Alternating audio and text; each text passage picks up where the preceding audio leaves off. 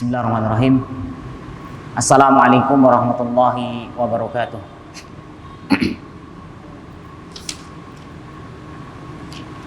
Innal hamdalillah nahmaduhu wa nasta'inuhu wa nastaghfiruh wa na'udzu billahi min syururi anfusina wa min sayyiati a'malina. May yahdihillahu fala mudilla lahu wa may yudlil fala hadiyalah. Asyhadu an la ilaha illallah wahdahu la syarikalah wa asyhadu anna Muhammadan abduhu wa rasuluh. Allahumma salli wa sallim ala abdika wa rasulika nabiyyina Muhammadin wa ala alihi wa ashabihi ajma'in. Amma ba'du. Rabbi shrah li sadri wa yassir li amri wahlul 'uqdatam min lisani yafqahu qawli. Subhanaka la ilma lana illa ma 'allamtana innaka antal alimul hakim. Allahumma inna nas'aluka ilman nafi'an wa rizqan thayyiban wa 'amalan mutaqabbala. Rabbana zidna ilma warzuqna fahma. Ma'asyiral muslimat rahimakumullah. Alhamdulillahirabbil alamin. Puji dan syukur kehadirat Allah Subhanahu wa taala. Sore hari ini Allah Subhanahu wa taala masih berkenan kepada kita semuanya,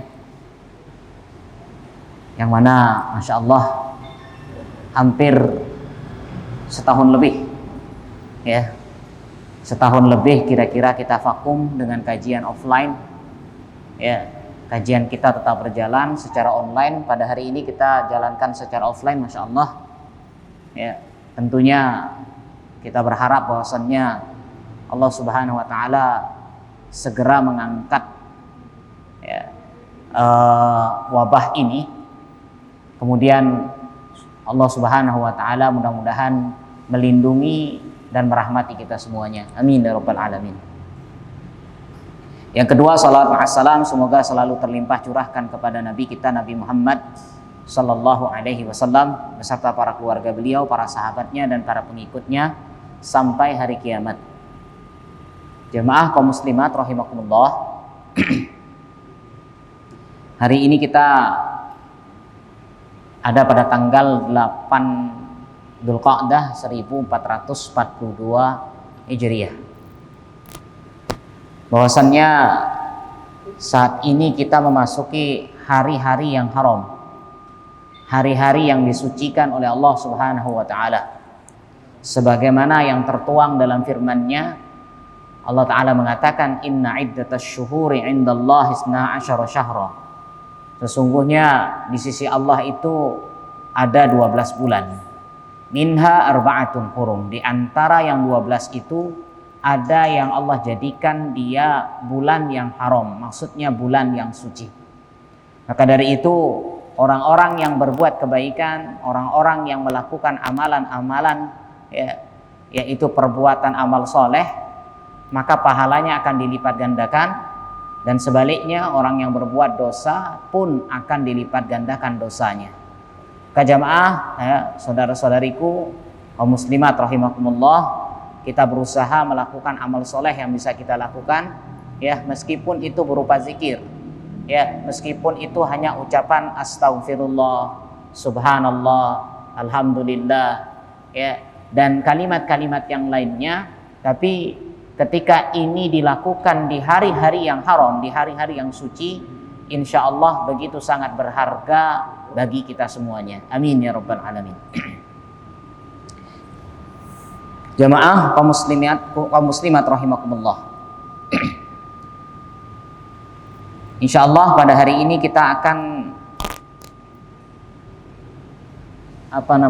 kajian kita sedikit maju atau mundur ini namanya. Berarti kemarin kan kita sebenarnya sudah harusnya sampai mulai bab haji. Namun yang kita pelajari hampir selama setahun lebih itu kita online.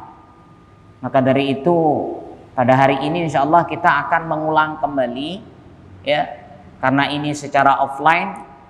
Insya Allah mudah-mudahan nanti lebih maksimal, ya, dan ini insya Allah sebagai murojaah bagi kita semuanya, betul-betul kita memahami materi ini secara baik insya Allah. Baik kaum muslimat rahimakumullah, hari ini kita akan belajar yaitu babun fi bayani ma yukrahu fis shalah. Apa-apa atau bab yang berkenaan dengan hal-hal yang dimakruhkan dilakukan pada saat mengerjakan sholat. Ya. Pada sebelumnya, ya, insya Allah kita sudah pernah belajar sifatus sholat, bagaimana bentuk sholat itu, ya, apa kewajiban-kewajibannya, apa rukun-rukunnya, apa amalan sunnah di dalam sholat tersebut.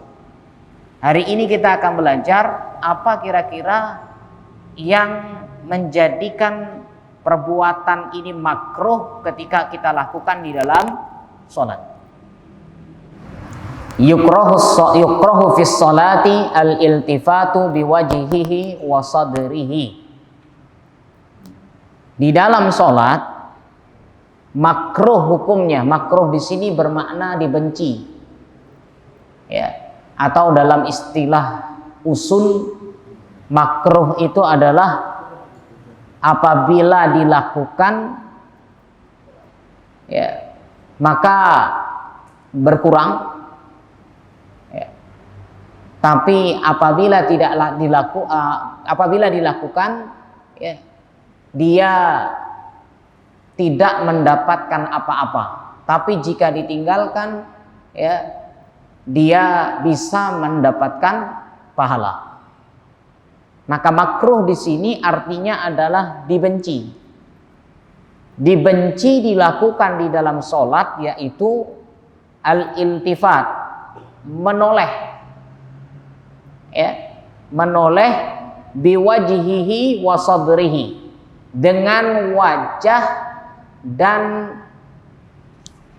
badannya, ya, menoleh wajah dan badannya seperti ini. Ini hukumnya makruh, ya, liqaulin Nabi sallallahu alaihi wasallam, sebagaimana Nabi mengatakan, huwa ikhtilasun yahtalisuhu asy-syaitan min salatil abdi. Dia itu adalah pencuri yang mana dicuri oleh syaitan dari sholatnya seorang hamba. Hadis ini diriwayatkan oleh Imam Bukhari. Maka sholat sambil kita bergerak begini, wajah kita dan dada kita ini menoleh ke samping, itu hukumnya makruh. Illa an yakuna dzalika lihajah, kecuali kita menoleh di dalam sholat itu ada suatu kebutuhan. Fala ba'sa bihi, kalau memang ada kebutuhan tidak apa-apa. Contoh, kita lupa naruh tas, kita datang ke masjid sholat, ya, kita datang ke masjid, kita letakkan tasnya berada di samping kanan atau samping kiri kita. Kemudian kita takbiratul ihram. Ketika sholat baru kita ingat, ya Allah, tasnya ada di samping. Maka, ya, artinya sesekali dia boleh menoleh seperti ini karena memang ada suatu kebutuhan. Ya, tapi ini jangan terus-terus dilakukan. Kenapa? Karena akan mengganggu kekhusyuan dia sholat. Ya, fala ba'sa bihi, kalau memang ada suatu kebutuhan yang sangat mendesak, dia tidak apa-apa menoleh ke kanan maupun ke kiri. Kama fi halatil khauf, seperti dia dalam keadaan ketakutan, ya, au kana li gharadin sahih, atau karena ada tujuan yang memang dibenarkan. Seumpama pas kita sholat, anaknya ternyata, ya, mungkin naik kemana, yang di samping naik ke tangga, atau mungkin di sampingnya ada kolam, yang khawatir kita tercebur ke dalamnya, kita sambil melihat ke kanan dan ke kiri dan sebagainya. Ini artinya fala ba'sa, ini tidak apa-apa, cuman jangan terlalu sering dilakukan. Fa in istadara bi jami'i badanihi, kalau dia ternyata berputar dengan seluruh badannya, kalau tadi kan hanya kepala atau wajah dengan dadanya, hanya sekitar berapa derajat ini? 45. Ya, enggak sampai 45. Ya. Tapi kalau dia betul-betul istidar 180 derajat. Ya. Ini 90 ya, Safwan. Jadi 180 derajat menghadap ke belakang langsung, seluruh tubuhnya ikut berbalik, maka istadbara al-Ka'bah fi ghairi halatil khauf. Maka sesungguhnya dia sudah membelakangi Ka'bah. Ya. Dengan tanpa ada suatu alasan seperti ada ketakutan. Artinya dalam kondisi normal, dia malah sholatnya atau wajahnya kemudian badannya berputar 180 derajat. Batalat sholatuhu. Kalau ini dia lakukan, sholatnya menjadi batal. Ya, li tarkihi al-istiqbal bila udhrin. Kenapa? Karena dia membelakangi Ka'bah atau membelakangi kiblat bila uzrin, tanpa ada uzur. Ya. Fatabayyanu bihada, bahwasanya telah jelas dengan ini, annal iltifata fi sholati fi halatil khaufi la ba'sa bihi. Menoleh di dalam sholat dalam keadaan ketakutan, seperti sholatul khauf, ya, sholat dalam kondisi peperangan sedang berkecamuk, dia melakukan sholat, maka dia boleh dalam keadaan seperti ini menoleh kanan dan kiri, la ba'sa bihi, li'anna dzalika min daruriyatil qital. Kenapa? Karena itu adalah termasuk hal yang sangat darurat di dalam peperangan. Ya. Wa in kana fi ghairi halatil khauf, akan tetapi jika tidak dalam keadaan ketakutan, fa in kana bil wajhi was sadri faqad duna baqiyatil badan, kalau dia menoleh hanya wajah dan setengah badannya, ya, dia hanya menoleh seperti itu, fa inka, maka inilah yang dikatakan makruh. Fa in kana li hajah fala ba'sa. Tetapi jika ada suatu kebutuhan, maka tidak apa-apa ketika dia menoleh di dalam salatnya. Wa in kana li ghairi hajah, adapun tanpa ada kebutuhan, fahuwa makruh. Dia hukumnya makruh, tidak sampai membatalkan salatnya, hanya makruh. Wa in kana bi jami'il badan, kalau dia bergerak ya dengan seluruh badannya, batalat sholatuhu, salatnya menjadi batal. Ini yang pertama. Yang kedua, wa yukrahu fis shalah, ya, raf'u basarihi ila sama. Makruh hukumnya dilakukan dalam salat, yaitu mengangkat mata ke langit, ya, menjadikan penglihatan ke atas begini, ya, kayak orang mungkin ngeliatin gedung yang tinggi dan sebagainya, ya, pandangannya ke atas, dia ngelihat langit-langit atau ngelihat plafon, melihat lampu di atas. Maka sholat yang dilakukan dengan mengangkat pandangan atau mengangkat mata ke atas, ini hukumnya makruh. Ya. Faqad ankara Nabi sallallahu alaihi wasallam ala man yaf'alu dzalika. Kenapa? Karena Nabi mengingkari terhadap perbuatan orang yang mengangkat pandangannya ketika sholat. Beliau mengatakan, ma balu aqwamin yarfa'una absarahum ila sama' fi salatihim. Ya. Apa maunya orang-orang itu? Ya. Apa yang diinginkan oleh orang-orang atau suatu kaum tersebut? Mereka mengangkat pandangan mata-mata mereka ke langit fi salatihim, sedangkan mereka dalam keadaan salat. Fashtadda qauluhu fi dzalika, maka beliau berlaku keras, sangat keras terhadap orang-orang tersebut yang mengangkat pandangannya ke atas ketika salat. Beliau mengatakan hatta qala, sampai mengatakan apa? La yantahunna an zalika au la tukhtafanna absarahum. Mau berhenti apa enggak? Kalau enggak berhenti, mata kalian akan disambar petir. Ya, Nabi memerintahkan berhenti atau enggak? Kalau enggak berhenti, matanya disambar petir. Ya, Rawahul Bukhari. Hadis ini diriwayatkan oleh Imam Bukhari.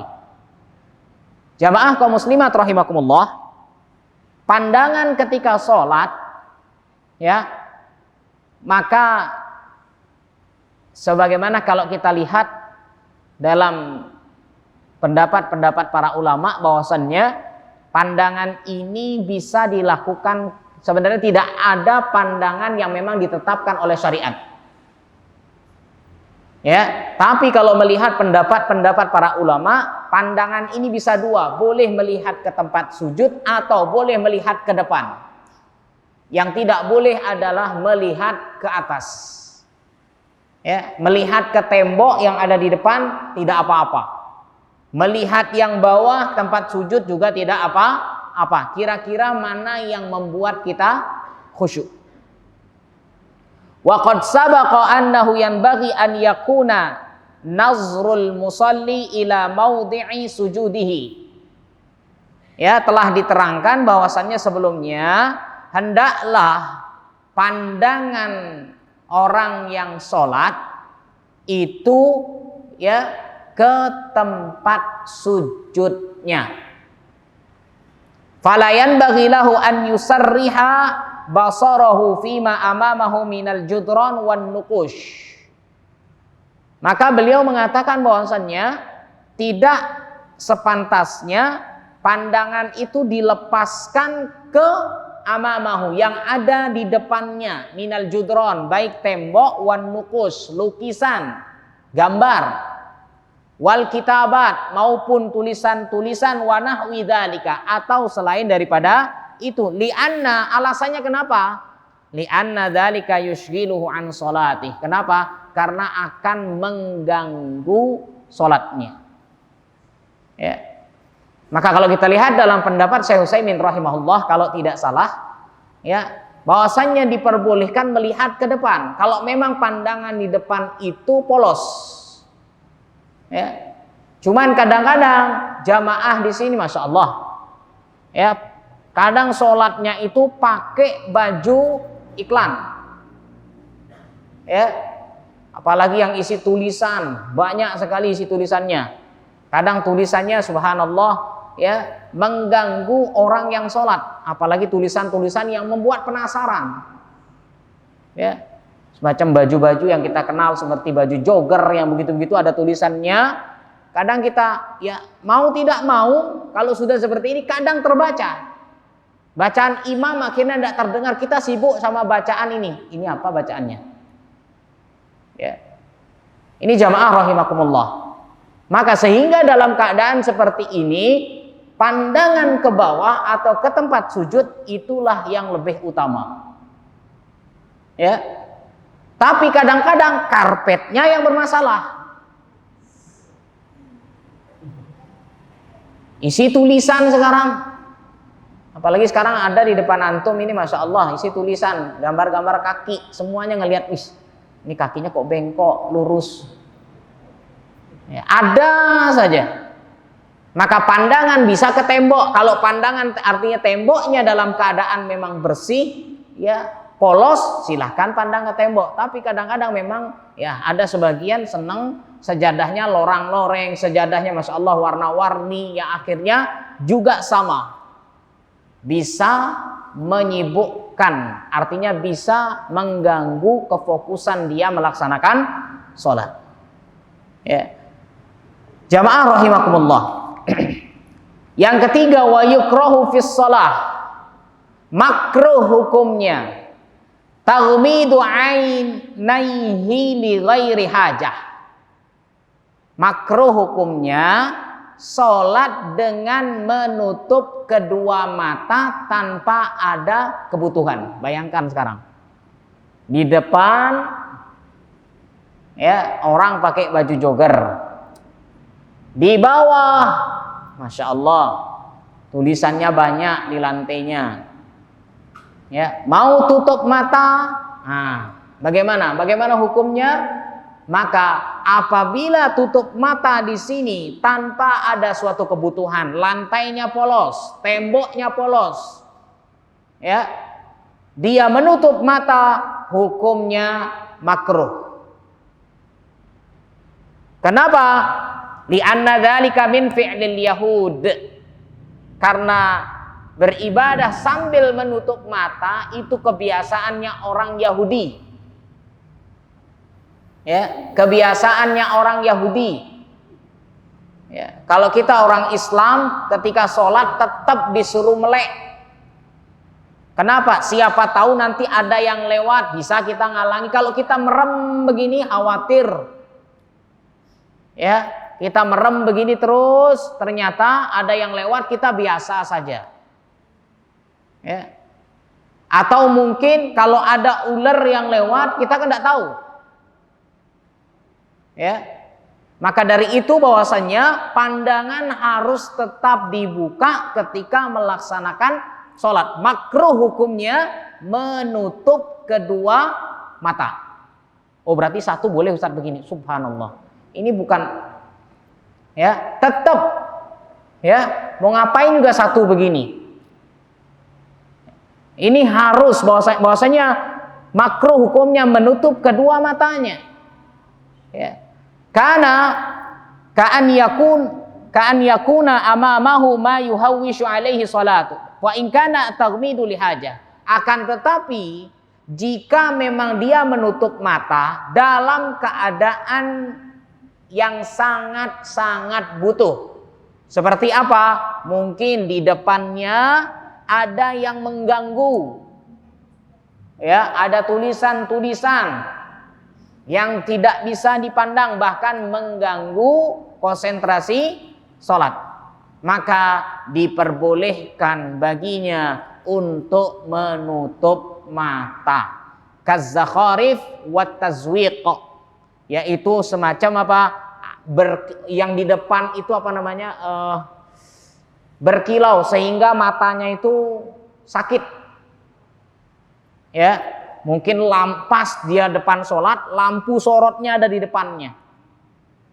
Ya, ini kalau dia buka mata sakit matanya. Ini maksudnya berkilau. Atau tazwiq, ada gambar-gambaran. Ya, fala yukrahu ilmadu ainaihi anhu. Maka dalam kondisi seperti ini, ya tidak dimakruhkan dia menutup matanya. Ada makna ma dzakarahu Ibnul Qayyim rahimahullah. Inilah makna yang sebagaimana disebutkan oleh Ibnul Qayyim rahimahullah.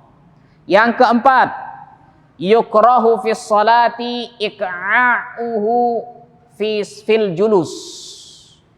Makruh hukumnya di dalam salat iqa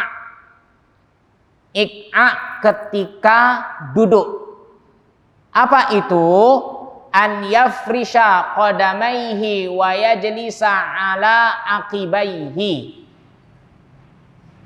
Gimana ya? Praktek ini. Bisa. Duduknya itu, ya, sini. Semacam begini.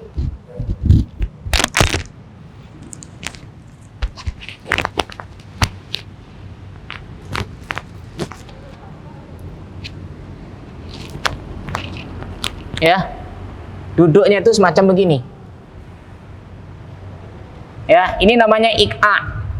Kaki keduanya itu begitu, kemudian mohon maaf, pantatnya ini di atas apa namanya? Tumitnya. Ini hukumnya makruh. Inilah yang dinamakan iqa. Ingat ibu-ibu, iqa itu ada dua. Ada iqa yang dinaikkan begini. Ya. Iqa dinaikkan begini kakinya, ada yang iqa-nya begini. Yang ini yang hukumnya makruh. Yang ini hukumnya disunnahkan. Ya.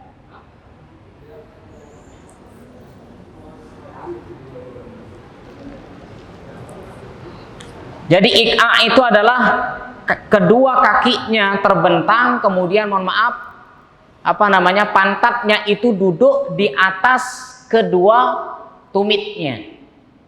Inilah yang dinamakan ik'a. Ya. Wa yukrahu, dan ini hukumnya makruh.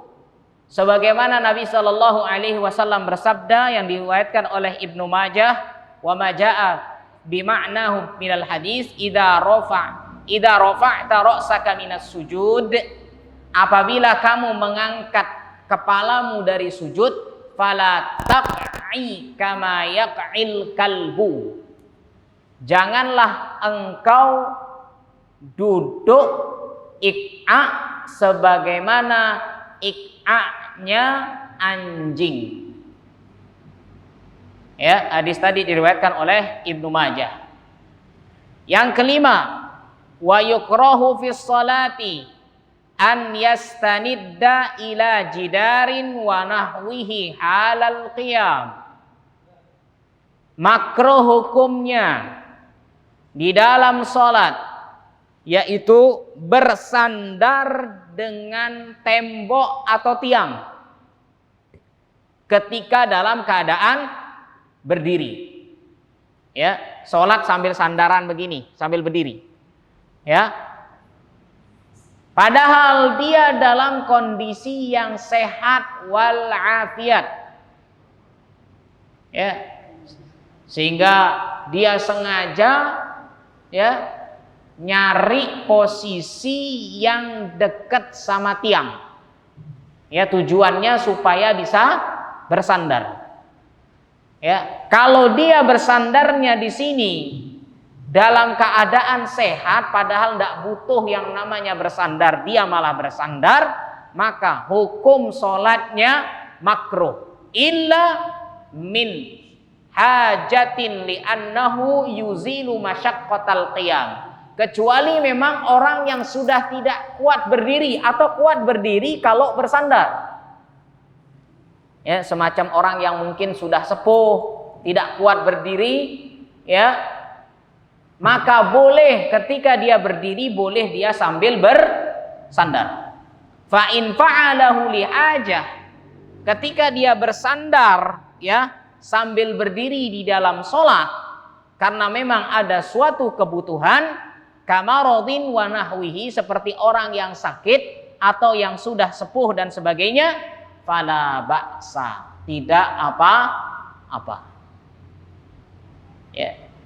Yang keenam, wa yukrahu fis shalah iftirashu dhira'aihi halas sujud.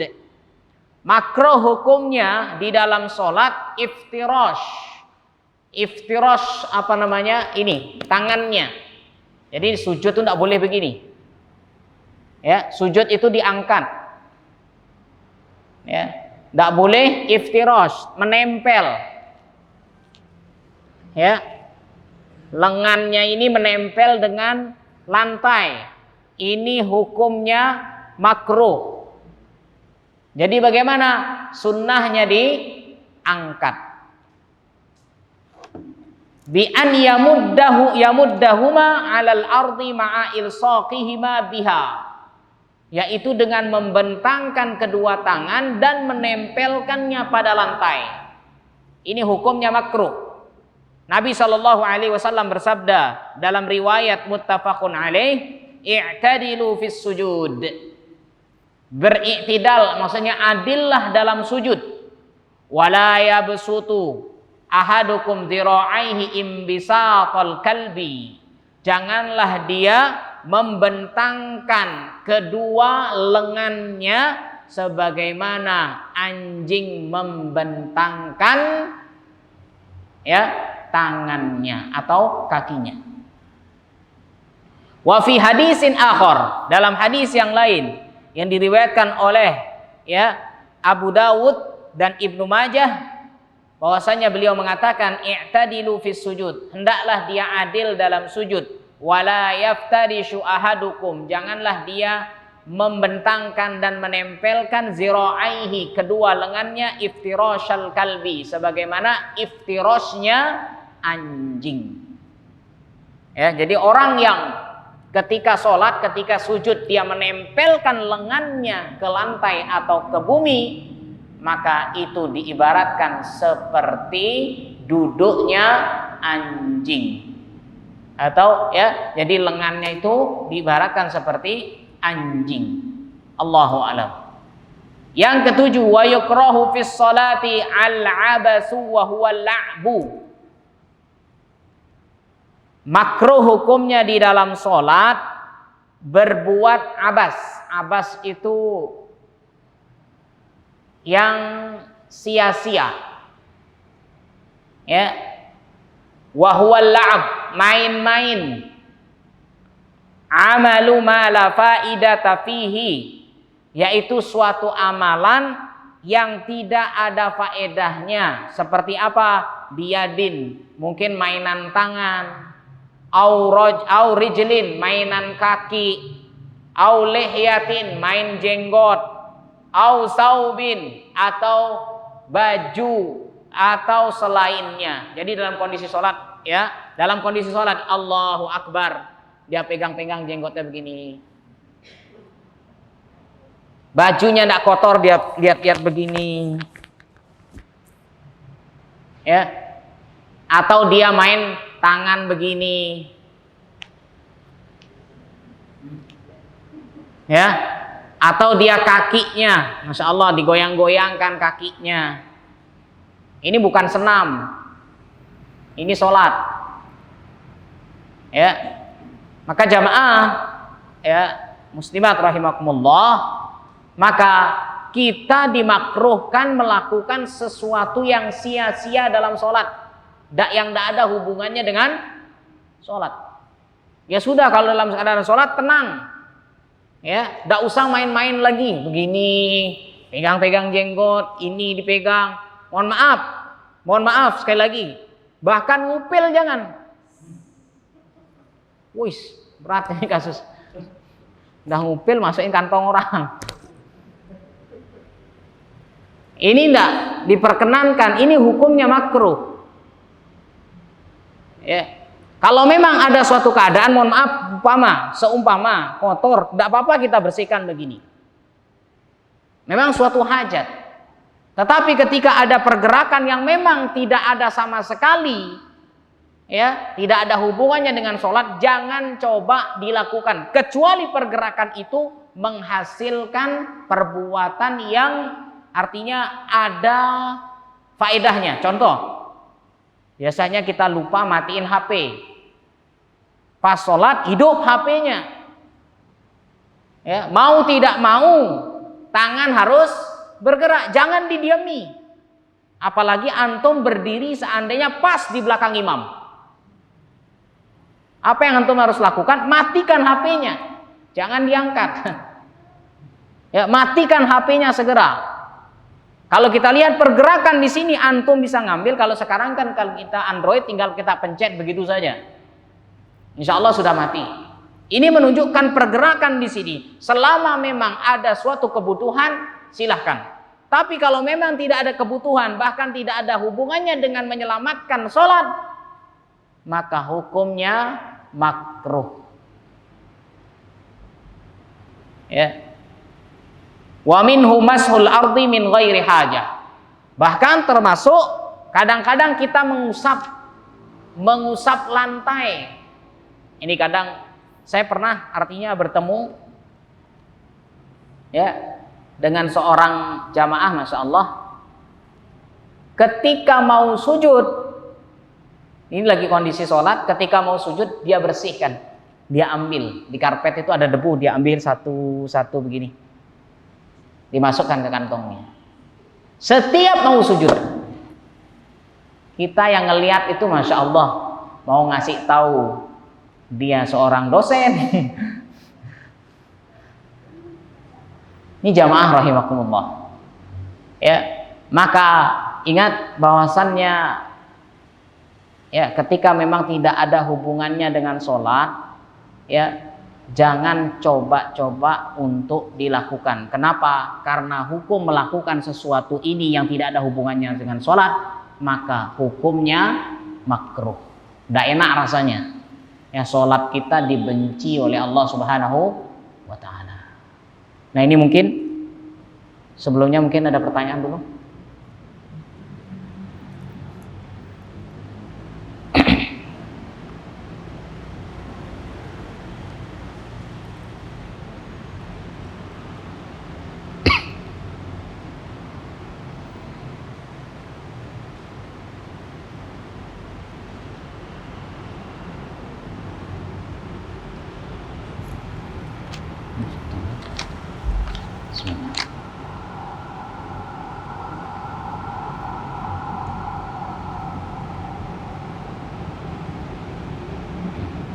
Baik. Afwan, jika karena takut anak jatuh atau keluar dari masjid, apakah boleh kita berjalan untuk mengambil anak dan kembali melanjutkan sholat? Ini memang kalau yang seperti ini bisa membatalkan sholat. Bagaimana caranya? Maka lebih baik jangan bawa anak. Itu solusinya. Apalagi kita di Masjid An-Nur, Masya Allah ini dekat dengan jalan. Khawatir anak kita begitu aktif nyebrang sendiri nanti. Kita berpikir bu anak sudah mau nyebrang, anggap kita sholat di sini. Wih, anak mau nyebrang, langsung kita lari ke sana. Kira-kira ini membatalkan sholat atau tidak?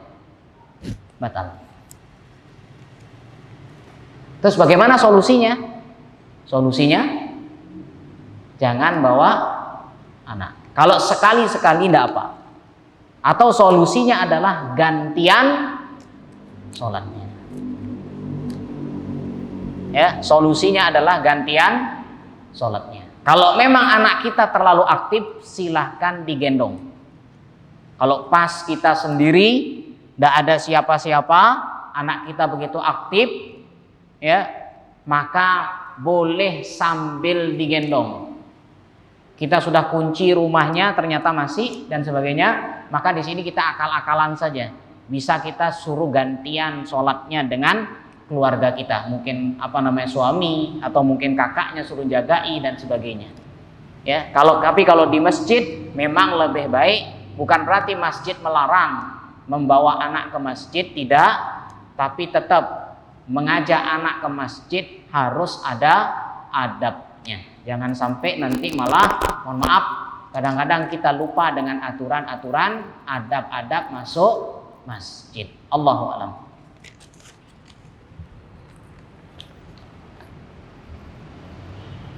Bagaimana hukumnya ketika sholat punggung terasa gatal lalu kita menggaruknya bisa lebih daripada 3 kali? Tidak apa-apa. Ya, pergerakan yang lebih daripada 3 kali, kalau memang ada suatu kebutuhan tidak apa-apa.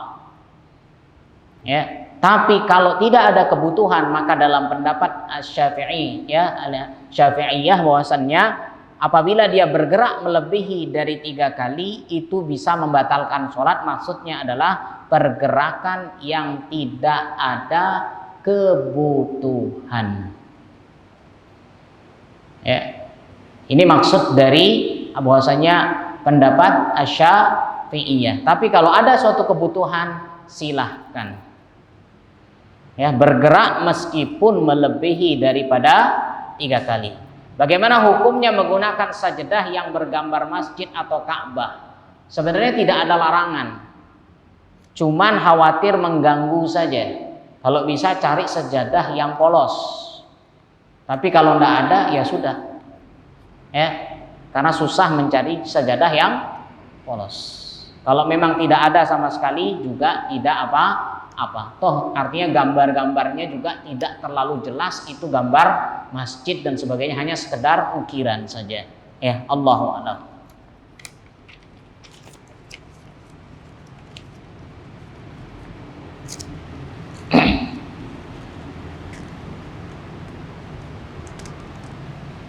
Tapi saya lanjut sedikit.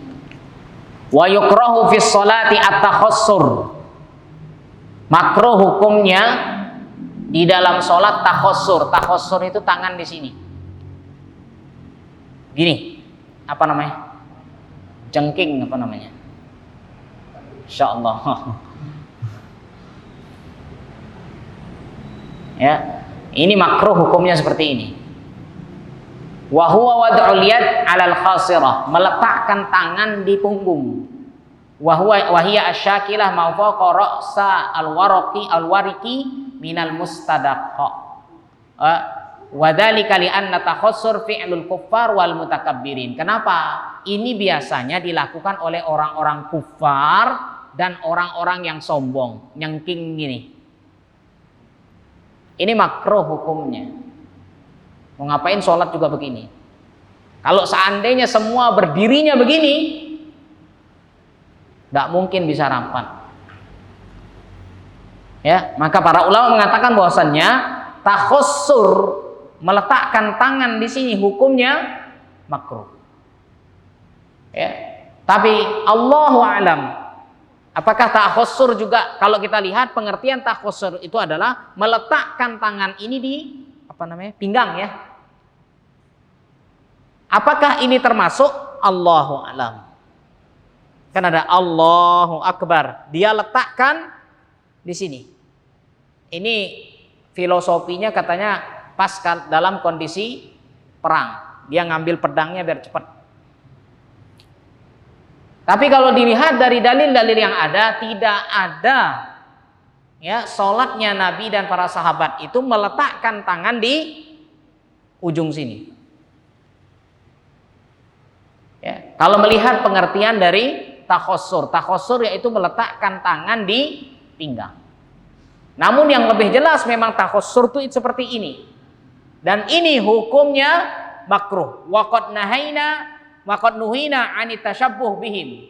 Karena ini adalah perbuatan orang-orang kufar, perbuatan orang-orang yang sombong, maka kita dilarang untuk tasyabbuh dengan mereka. Ya, wa qad sabata fil hadisil muttafaq alaihi an-nahyu an yusalliya ar-rajul mukhtasira.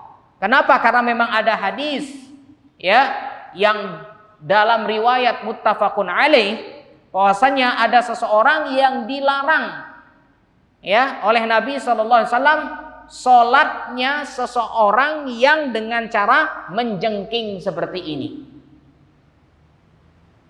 Wa yukrahu fi sholati farqa'atu asabi'ihi wa tashbikuha. Ya. Makruh hukumnya di dalam sholat ya, yaitu dengan apa? Begini tangannya. Ya. Atau tasbik. Allahu Akbar. Ya, ini makruh. Meskipun memang kalau kita lihat dalam pendapat ulama, Allahu Akbar, meletakkan tangan begini, ini hukumnya sunnah. Ya, tapi tidak boleh dengan tasbih begini. Ini hukumnya makruh. Ya, dilakukan dalam kondisi sholat. Dan ini juga makruh dilakukan saat dia masuk masjid dan menunggu waktu sholat. Biasanya kadang-kadang tidak terasa pas kajian maghrib sampai isya. Kita duduk dengeri ustadznya kajian, tangan begini. Ini makruh hukumnya. Tapi kalau setelah selesai sholat tidak apa-apa. Tapi kalau sebelum sholat, artinya dia masuk masjid menunggu ya waktu sholat, ini hukumnya makruh. Terlebih ini dilakukan pada saat sholat. Ya. Kemudian wa yukrahu an yusalliya wa baina yadayhi ma yushghiluhu wa yalhihi. Dimakruhkan sholat dan di depannya ada sesuatu yang mengganggu atau yang bisa melupakan dia lagi sholat. Li'anna dzalika yushghiluhu an ikmali sholatih. Ya, Mungkin dia bawa apa begitu, dia taruh gambar di depannya, ya, atau mungkin mohon maaf, ya, dia bawa anaknya di depan begini, ya, sengaja sambil melihat begini. Ini hukumnya makruh. Ya. Kalau memang ingat dalam suatu kondisi yang tidak dibutuhkan. Kalau anaknya sudah ada yang ngajak, biar bapaknya yang ngajak. Kalau sama sekali tidak ada yang ngajak, wajar. Tapi kalau masih ada, mohon maaf, mungkin ada pembantu di rumah, ada yang bisa ngajak anak kita, ya sudah. Jangan sampai kita membawa sesuatu yang akan mengganggu fokus kita di dalam sholat. Kemudian wa tukrahus shalah fi makanin fihi tasawir. Makruh hukumnya sholat di tempat yang banyak gambarnya. Ini bukan pameran apa namanya? Ya, ini masjid. Ya, bukan pameran seni. Makruh hukumnya sholat di tempat yang banyak gambarnya. Lima fihi minat tasyabbuh bi ibadatil asnam. Ini secara tidak langsung, mohon maaf, bisa dikatakan tasyabbuh dengan apa? Dengan orang-orang penyembah patung. Ya, kita lihat agama-agama lain, subhanallah, ya Pak, banyak apa semacam orang India itu, fotonya yang rambutnya keribu pakai baju orin, ya, Sai Baba, ya, dipasang fotonya di sana. Begitu juga orang Syiah, dipasang fotonya Humaini. Ya. Maka jamaah rahimakumullah, sholat di tempat yang banyak gambarnya, ada patungnya dan sebagainya, ini hukumnya apa? Makruh. Orang masih ada tempat sholat yang layak, ngapain di sana? Bahkan ada lagi yang mohon maaf kadang-kadang macam-macam zaman sekarang, sholat sengaja di gereja. Ini loh, siapa yang bilang haram hukumnya di gereja? Subhanallah. Padahal ada masjid di sebelahnya.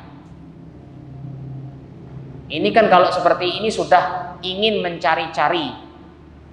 Kalau seperti ini otaknya sudah otak liberal, ingin merusak agama ini. Ya. Kalau dalam satu kondisi yang darurat sama sekali tidak ada tempat sholat, oke lah. Ini masih ada banyak tempat sholat. Ya. Bahkan di pinggir jalan pun dia boleh sholat, tidak mesti. Jadi tempat bumi Allah ini sangat luas, gak usah mencari-cari, ya. Maka dari itu hukumnya makruh sholat di tempat yang banyak gambarnya, ya. Sawa'un kana statis surah mansubah au ghairu mansubah ala sahih, baik gambarnya berbentuk maupun tidak. Ya, intinya adalah gambar, apalagi gambar tersebut adalah gambar yang sangat-sangat diagungkan.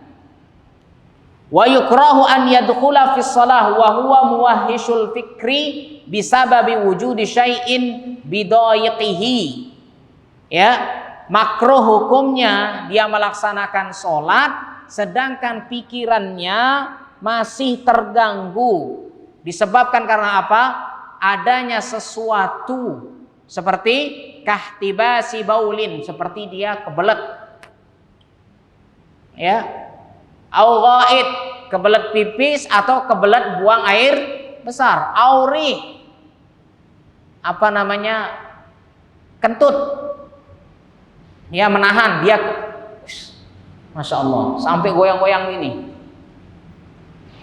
Apalagi sudah mau keluar di saat kondisi terakhir, injury time sholat, ya, dalam keadaan tahiyat akhir, subhanallah.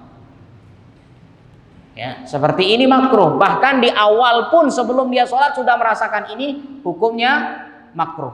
Au halati burdin au harrin syadidaini, atau dalam keadaan yang sangat-sangat dingin atau dalam keadaan yang sangat panas, makruh hukumnya. Maka zuhur kalau memang dalam kondisi panas, lebih baik dimundurkan sedikit, menunggu agak adem. Tapi sekarang masya Allah sudah ada AC,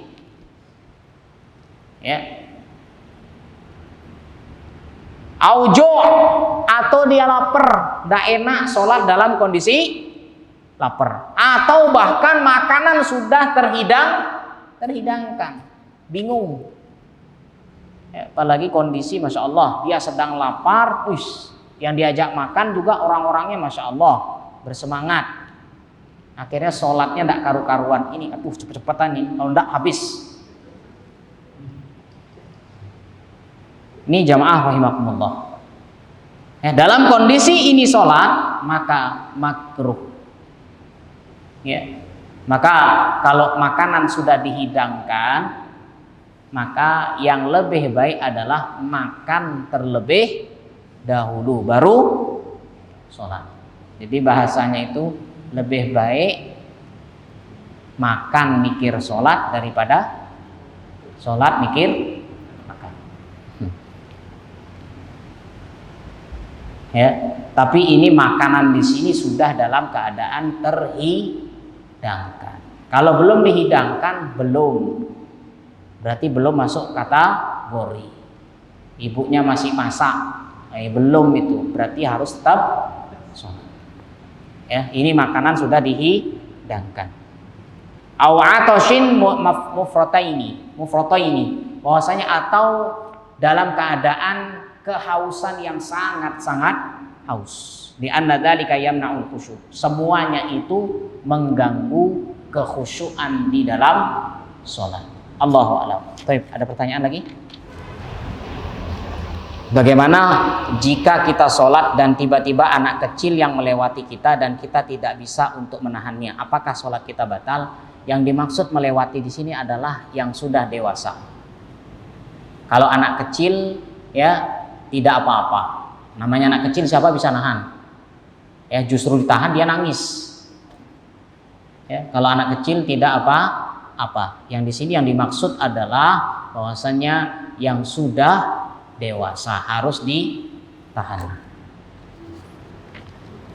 Kemudian jika pada saat sholat saya suka berdehem dengan suara keras dengan tujuan menegur anak yang sedang bersuara ribut atau suara TV yang dikeraskan agar mereka berhenti atau mengurangi volume TV. Tetapi saya lakukan itu terkadang berulang kali.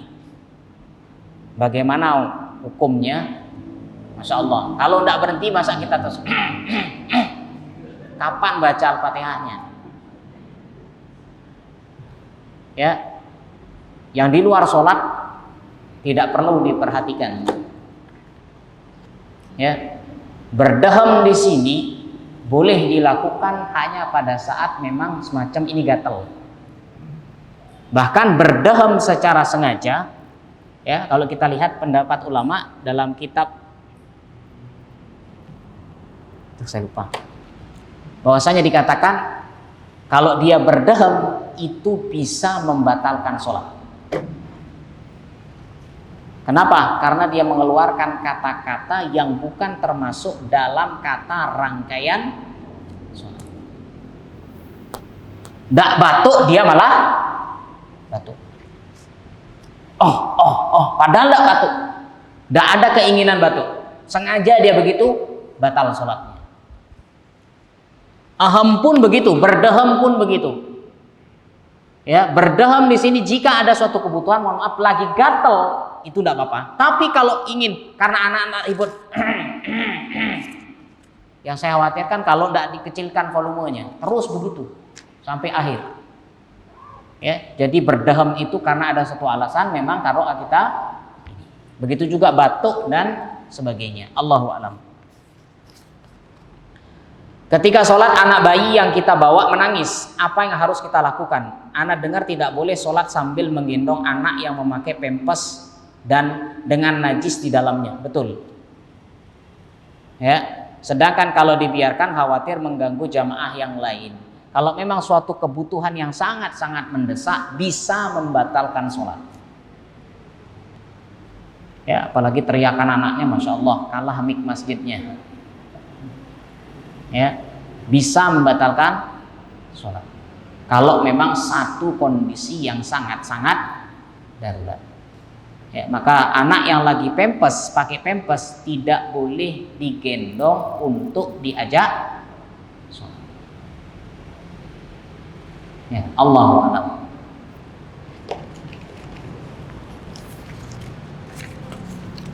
Cukup ya. Baik. Ini maghribnya ada mepet ini. Demikian mungkin yang bisa kami sampaikan, mudah-mudahan ada manfaatnya. Barakallahu fikum wa sallallahu ala nabiyyina Muhammad subhanakallahu bihamdika asyhadu an la ilaha illa anta astaghfiruka wa atubu ilaik. Assalamualaikum warahmatullahi wabarakatuh.